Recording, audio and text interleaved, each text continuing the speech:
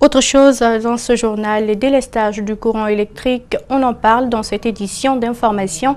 Des manifestations ont lieu ces derniers temps dans les quartiers pour une desserte normale du courant électrique. Ce soir, nous nous intéressons au quotidien des citoyens pendant cette période. Quel est l'impact du délestage sur les différentes activités socioprofessionnelles? Makiso et Aboubakar Dine Kamara ont fait le tour de quelques familles. Dans ces quartiers de la banlieue de Conakry, les citoyens vivent au rythme du délestage du courant électrique. Un phénomène qui impacte forcément leurs activités génératrices de revenus, mais installe aussi le stress à domicile. Si on n'a pas de carburant, on ne peut pas évoluer. Et une télé qui tourne 24 sur 24, et tu as le courant que peut-être parfois 4 heures sur 24 heures, et là c'est vraiment extraordinaire. Comme c'est des dépenses faramineuses qui viennent pour juste carburer le groupe. Ça c'est un, de deux aussi. Par contre, les téléspectateurs, même tu ne peux même pas accumuler parce que quand tu produis, les téléspectateurs qui doivent regarder les émissions, ils n'ont même pas de courant chez eux.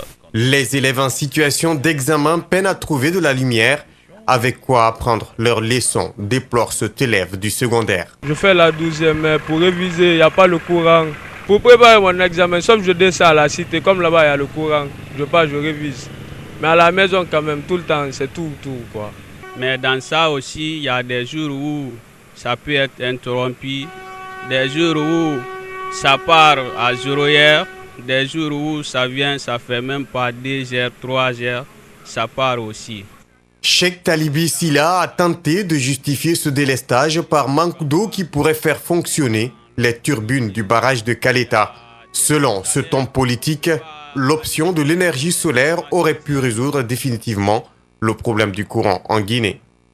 La Guinée, durant les périodes d'étiage, avec, disons, une somme suffisamment raisonnable de champs solaires, aurait pu, sans pour autant dire qu'on règle tout le problème, mais atténuer ces coupures pour permettre la transition, le temps que soit Piti devienne opérationnel. Il y a juste quelques semaines, le ministre de l'Énergie et de l'Hydraulique a fait une sortie médiatique dans laquelle il annonce la mise en marche de la centrale thermique